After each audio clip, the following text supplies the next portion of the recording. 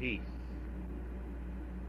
of our Father enfold all of you within the immaculate and wonderful aura of His presence, His love and His light. The twinkling stars at night shed forth the rays, bearing the perfume of the roses of heaven, flooding down toward all the planets in all the systems of worlds, and bringing the magnificent concepts of a divine love that transcends all imperfection and enfolds the world and the universe with the authority of the directing energy of the All-Father. You are His children, and His mantle of infinite peace floods into your worlds during the stillness of the night hours and through the energies of the day. The noontide of mankind's existence, the zenith of perfection, may be maintained, and there is no night in the concept of the infinite Father, but an ever-ascending ark, the ark of perfection, the royal ark of the New Jerusalem, the city of God. The caravan of world progress moves onward. The procession of the planets, the vernal equinox, the eternal laws of the cycles, orderly progression, and victory is achieved moment by moment as the concentric rings of eternal perfection and the music of the spheres floods forth and brings to the heart of mankind a knowledge that is more lovely, possesses more grandeur, and holds more infinite capacity for truth, and all of the wisdom embodied in the intelligent heads of all of the universities of the world. And yet the blessing of the wisdom ray rests upon them. May they learn to consecrate their divinely given intellect to the causes of eternal peace. May the financiers of the world realize that the power of light, manifesting through the God of gold, is able to govern all world affairs so that the perfect balance of divine justice is achieved in an economic sense.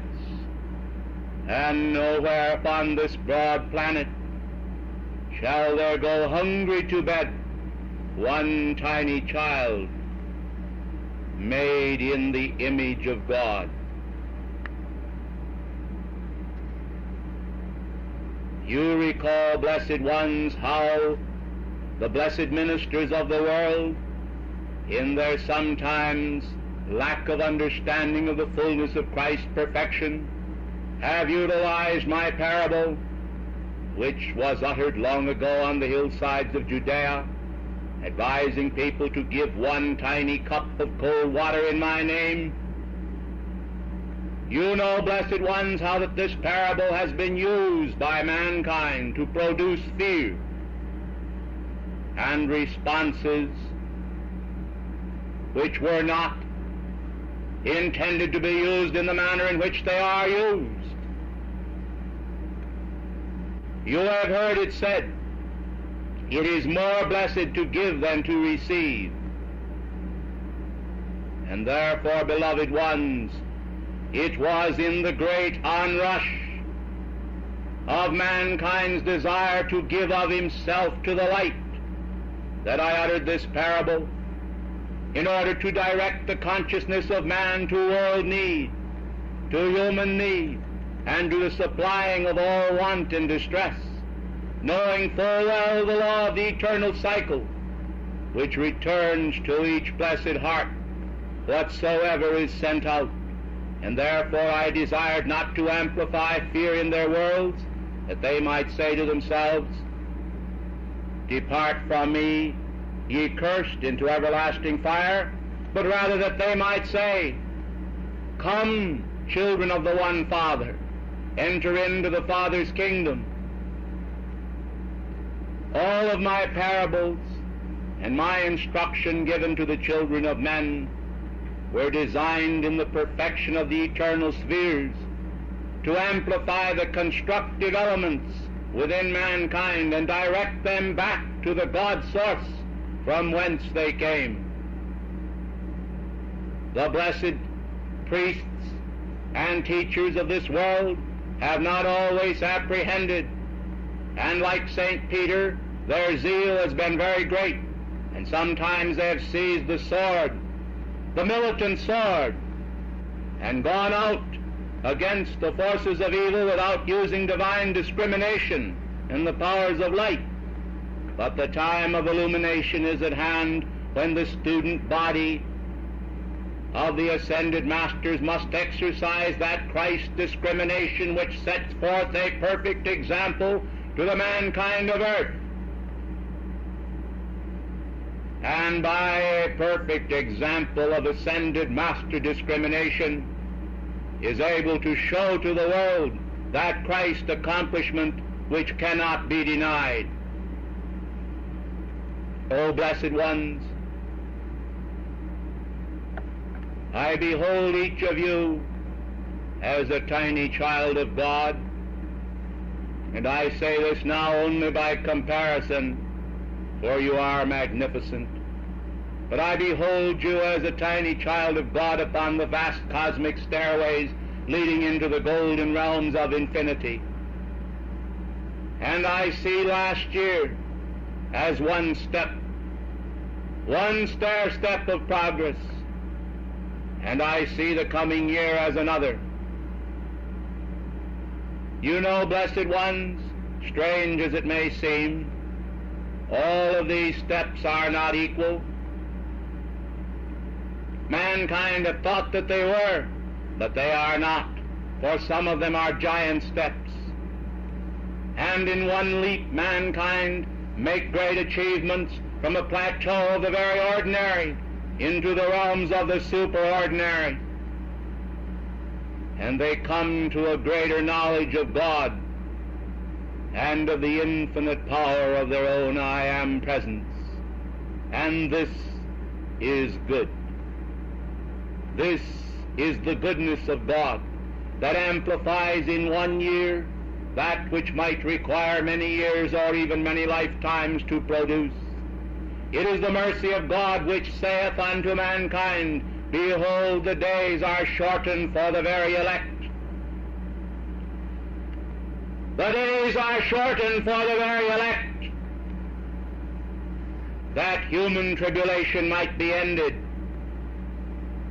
and that the entree into the Father's kingdom might be speeded up for mankind by a general acceleration of the Christ currents of life, the currents of immortality, the currents of eternal purity, the currents of the radiance of the ascension.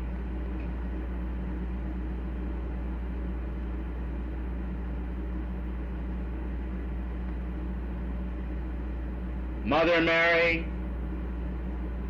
who was my own mother in my Galilean embodiment, has arrived in this room and takes her position by my side.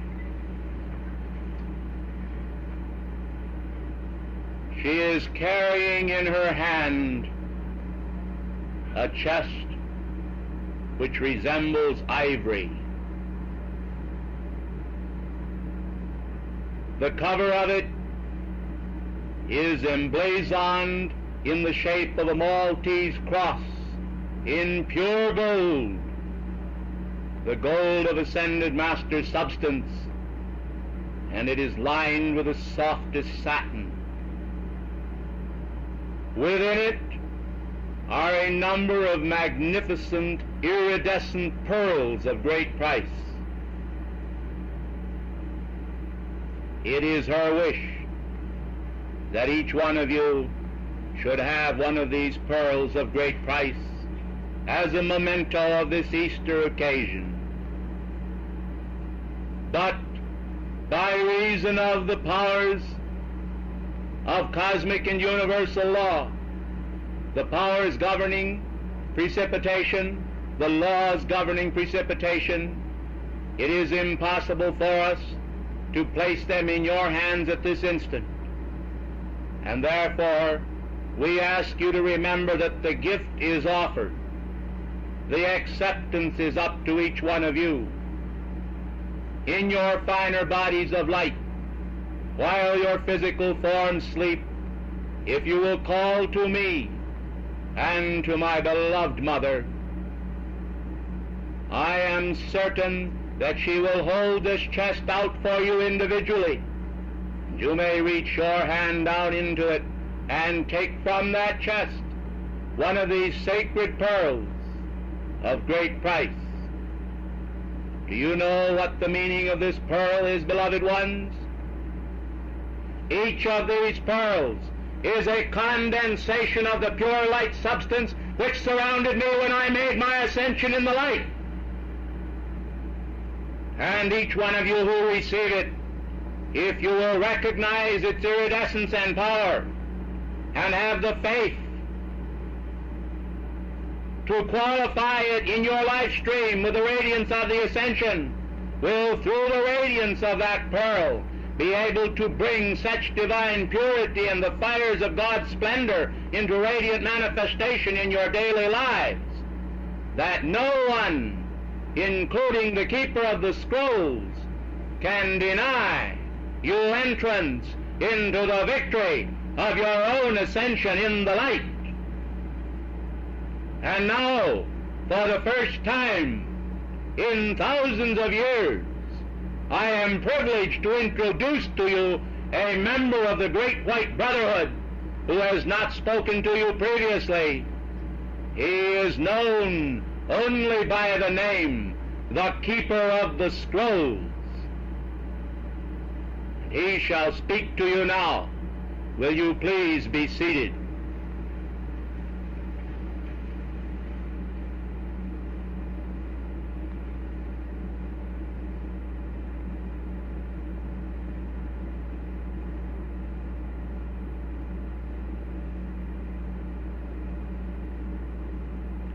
An awesome responsibility is mine. The responsibility of recognizing the perfection of God and knowing naught else except the perfection of God, and then observing the action of imperfection in mankind, which I must immediately forget. My position might be considered to be unique, and yet it is not. It is a necessary function which comes under the auspices of the cosmic Christ for this planet. For of cosmic necessity, under the laws of karma and by the direction of the great karmic board, each man must be weighed in the balances to determine for their life stream what God direction, what virtue, what precious power, what energy, and what returning karma shall fall upon their life stream in any given year or hour of the day or night. All of this must be tempered by the great law of cosmic mercy. And as the keeper of the scrolls, I want to tell you I have an awesome responsibility. Fortunately, the Eternal Father has given me many able assistants, and I am here to tell you that there is not one jot or one tittle of human energy that passes through any one of your life streams which is not recorded on the eternal scroll. Fortunately, by the power of the sacred fire and the love of beloved Saint Germain, there has been established a special qualification of the cosmic law, whereby those who use the violet fire faithfully have an erasing action taken on the scrolls, which tends to remove their karma almost as soon as it is created. But I wish to point out to you, beloved ones, that each time there is a removal and transmutation of that karma, a temporary record is made of that. And if individuals will continually persist in repeating the same offenses against the great cosmic law over and over and over again, there comes a time when it is called to the attention of the lords of karma, and a certain action is returned to that life stream, whereby all of that karma then becomes accountable for balance. And it is absolutely necessary that they shall face their own human miscreation. This is brought about in order to ensure all life streams that they will not continually turn toward the left-hand path. It is a curbing action designed to bring them back to the right hand of God and the right hand of fellowship, and it is an action of divine love. The reason why I am bringing this forth for your edification and instruction this day is because, beloved, Jesus has felt that the student body are now enlightened enough to have the additional revelation and realization that they do have a responsibility to the great cosmic law to outpicture the fullness of the divine perfection of which they are capable. The great cosmic law was never intended to be thwarted, and when beloved Saint Germain gave the gift to mankind of the violet fire, it was not intended to be used to forgive sins, to transmute them, and then have mankind continue to repeat the same offenses over and over again. It was intended to be an assistance to each life stream, to bring them their own Christ victory.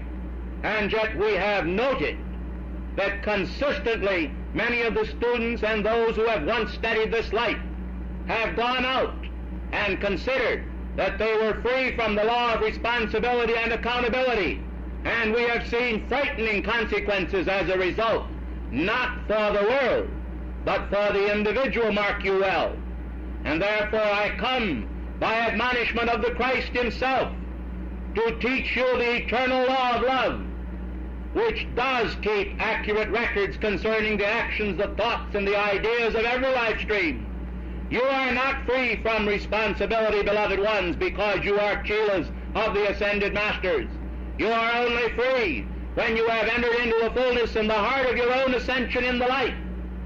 God is love and divine order and the perfect progression of divine life, entering in first into a human action and then progressing through orderly series of experiences, moves on to its eternal Christ victory.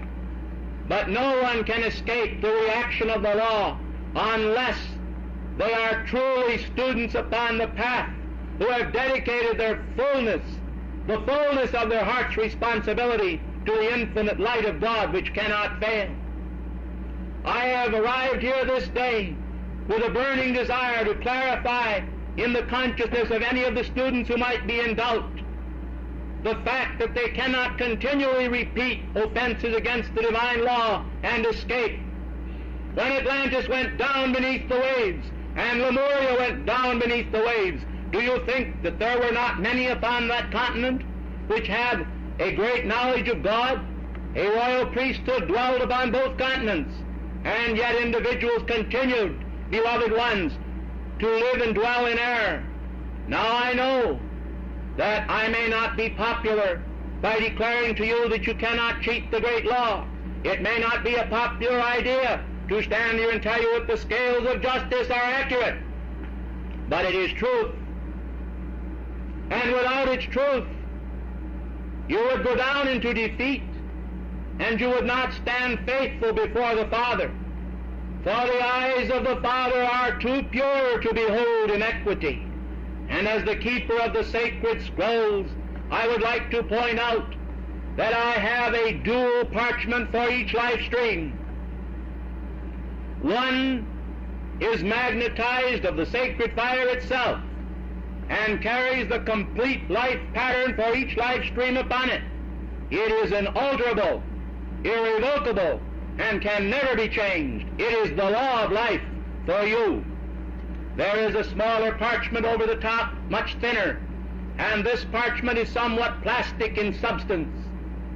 It contains the complete engrammatic record of your life from the time you first came forth into individualized consciousness, and every mark of your being, every thought that you have thought is recorded there. I do not gaze upon these scrolls unless I am specifically requested to by the Karmic Board when making an assessment of a certain life stream, to assess their opportunities or to assess the need for lowering the karmic hammer upon them temporarily. And when I do, I assure you I immediately turn my eyes to the violet fire of transmutation in order to erase from my consciousness at once and immediately all that is written there by the infamy of human consciousness. But, blessed ones, there is a law acting that when the time comes for an individual's karma to so become altered by the great law of love, that one is granted their ascension, the top layer is rolled up into a scroll and handed to me, and I place it as a taper in the heart of the sacred fire, where it completely transmutes itself in the violet fire of divine mercy and forgiveness and never exists again. And there remains only the scroll on which is written the law of life for each life stream. And therefore in the eternal records of God there will remain only the record of eternal perfection. And the keeper of the eternal scrolls in the future shall be able to gaze only upon the perfection of a life stream, a perfect individualized outpicturing of God, manifestation, man made in the image and likeness of God. Thou shalt have no other gods before me. Thus saith the keeper of the scrolls.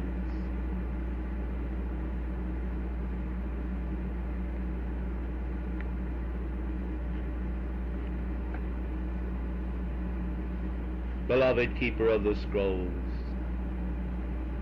I am grateful for your message to these beloved ones, and I flood forth to all of you now the eternal hope that will give you your own victorious ascension in the light. My love enfolds you now as my love enfolds all forever. There is not a child of earth that I do not see and envision as a radiant outpicturing of the Father. Long ago, when Shadrach, Meshach, and Abednego were in the fiery furnace, I appeared there within the fire, and I comforted them with a sacred mantram of perfection. And I shielded their lives from any hurt, so that the fire could not come upon them and singe even their garments, neither was there the smell of smoke upon them. I would protect you now, beloved ones, by the great mercy of God, from the reaction of human karma, by admonishing you that the Christ way of victory is available to all. It is yours for the asking. You will remember that when Elijah made his ascension in a chariot of fire, that his mantle dropped down upon the beloved Elisha. And so today, beloved ones, this pearl which my mother has placed within this precious chest is offered to you all. And if you shall take it, by coming to her and to me while your body sleeps at night, and shall recognize your cosmic opportunity daily to so live as a Christed being, the meaning of my victory shall be interpreted for you in terms of the individual equation, I am, and you shall declare in my name, I am the resurrection and the life. I am the ascension in the light. I am the God-victorious power that achieves the ascension, because it is the divine energy of God which descended, and that which descended ascends. For that which descended made one fiat as it descended, and I shall declare it unto you now. Lo, I am come to do thy will, O God. Lo, I am come to do thy will, O God. Lo, I am come to do thy will, O God. With this fiat, the immortal soul of each of you descended into human form.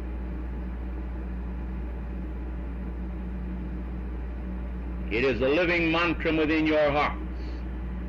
It will raise you into your ascension if you bear that in mind. It gave me the impetus for my own victory.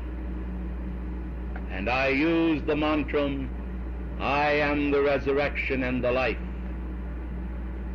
because I knew that I came forth to do my Father's will and abide in the heart of my Father's love. My Father is your Father. My God is your God. Our God is a consuming flame, and the fervor of that flame is the fervor of divine love. It melts human discord as wax. It is as pure as a flaxen, white, crystal clear thread of light pouring forth from the great central sun. It will weave a Christ garment that you will wear, seamless in structure, made without hands, eternal in the heavens. Let all who hear my words and hear my voice accept the fiat of their own descending Christ identity. Lo, I am come to do thy will, O God. Lo, I am the ascension in the light. And then they shall speak of you as they did of me. This same living soul which ye see now go into heaven shall so come in like manner as ye have seen him go.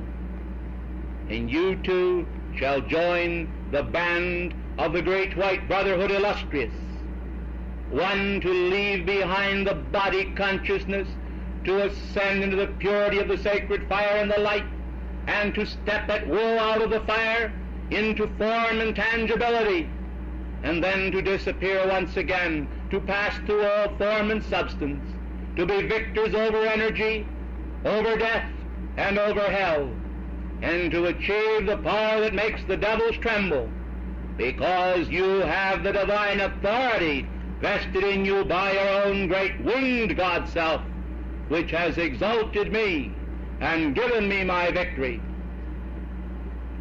I recall so well, so full well, the full-orbed splendor as I rose in the air from Bethany's hill. I recall when I was approximately 50 feet into the atmosphere, of gazing down at the faces of my disciples. And I recall that there was a reflection of my glory upon their faces, of which they were not aware. And their faces shone like the sun, reminiscent of the time on the Mount of Transfiguration, when two of my apostles were with me and witnessed my transfiguring glory. I remember a feeling of infinite compassion passing out to them then. Oh, how I longed to take each one by the hand who had walked with me beside the shores of Galilee, who had trusted in me, who had hoped for a world civilization to manifest in that day, only to see it completely dashed to pieces as a potter would dash a broken vessel upon the concrete until it was rendered useless. All of the energies and thoughts which they had envisioned for a kingdom of God set up upon the earth vanished in one puff of smoke. With my crucifixion, the very vitality of their life seemed to flee from before them. And now as I gazed upon them, I was entering into the immaculate light of God, to no longer dwell among them and guide them personally, as I had done for so many years. Oh, what great longing flooded my soul to take each of them by the hand and raise them into the same ascension into which I was passing.